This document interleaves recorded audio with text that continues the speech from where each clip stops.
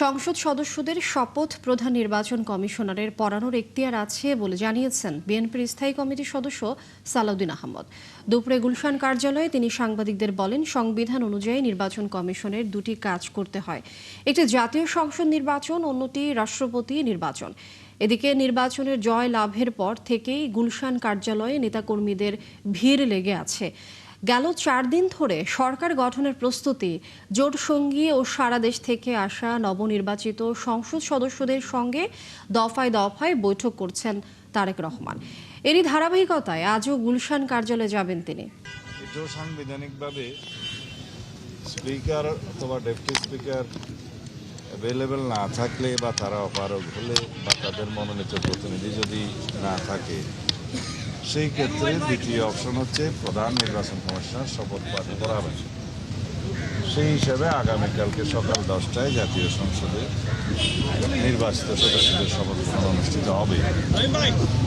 এইটা প্রধান নির্বাচন কমিশনের সাংবিধানিক এখতিয়ার আছে। বিরোধী দল ছায়া সংসদ করার এই সংস্কৃতি উন্নত বিশ্বে আছে, যদি তা করে সেটাকে স্বাগতম জানাই। দর্শক, এই মুহূর্তে গুলশান কার্যালয়ে আছেন সহকর্মী মাহিলা ইসলাম। বিস্তারিত জানবো, তিনি সরাসরি যুক্ত হচ্ছেন আমাদের সঙ্গে এই মুহূর্তে। মাহিলা, এই যে নতুন মন্ত্রিসভা নিয়ে কি বলছেন নেতাকর্মীরা এবং দলের শীর্ষ নেতারা সাংবাদিকদের কি বলছেন, বিস্তারিত জানাবেন। লেনি, আপনাকে ধন্যবাদ। যেমনটি বলছিলেন, এখানে বেলা 1টার কিছু আগেই বিএনপি চেয়ারম্যান তারেক রহমান এখানে এসেছেন।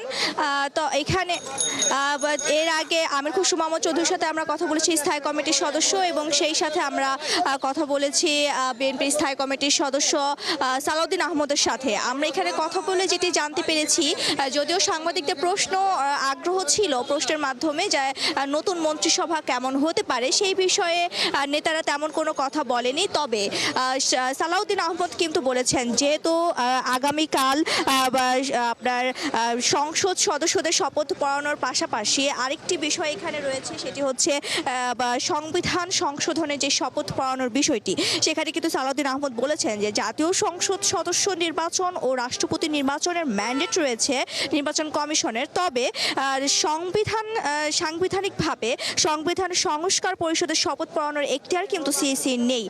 যদি সেটা সংবিধানে ধারণ করা হয় বা সংবিধানে সংশোধন করানো হয় এবং কে সেই শপথ পাঠ করাবেন, সেই বিষয়ে যদি সাংবিধানিকভাবে কোনো সিদ্ধান্তে আসা যায়, তবেই কিন্তু সংবিধান সংশোধনের যেই শপথ পড়ানোর বিষয়টি, সেই বিষয়টি সাংবিধানিকভাবে এখতিয়ার পায়। তাহলে এক্ষেত্রে কিন্তু সালাউদ্দিন আহমদ একটি বিষয় আমাদেরকে এটি বুঝিয়েছেন যে সংসদ সদস্য নির্বাচনে সংসদ সদস্য হিসাবে তারা শপথ গ্রহণ করতে পারলেও সংবিধান সংশোধনের জন্য যে শপথ গ্রহণটি রয়েছে, সেটি কিন্তু তাহলে সাংবিধানিকভাবে এখন পড়ানোর মতো কেউ থাকছে না।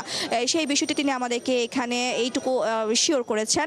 এবং এখানে আরেকটি বিষয় যেটি আমরা জানতে পেরেছি, যে যেই মন্ত্রিসভা গঠন হচ্ছে সেটি খুব বড় পরিসরে না হলেও সেখানে খুব যোগ্য ব্যক্তিদেরকে এখানে রাখা হবে। তবে এখন পর্যন্ত সেই বিষয়ে স্থায়ী কমিটির কোনো সদস্যই মুখ খুলছেন না।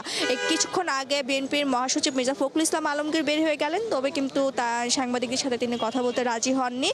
আজও অন্যান্য দিনের মতো, যেহেতু কালকেই শপথ গ্রহণ করা হবে, তাই আজকে শপথ পাঠের আগের দিনও কিন্তু বিভিন্ন এলাকা থেকে সংসদ সদস্যরা আসছেন বিএনপি চেয়ারম্যান তারেক রহমানের সাথে কথা বলতে, এবং ভেতরে একটি বৈঠক হওয়ার কথা রয়েছে। হয়তোবা এই সংবিধান সংশোধনের জন্য যে শপথ পড়ানো এবং সংসদ সদস্য হিসেবে যে শপথ পড়ানো, এই সকল বিষয় নিয়েই হয়তো কেন্দ্রীয় নেতাদের সাথে। মাহিলা ইসলাম, ধন্যবাদ আপনাকে যুক্ত হবার জন্য। দর্শক, গুলশান কার্যালয় থেকে আমাদের সহকর্মী মাহিলা ইসলাম যুক্ত ছিলেন।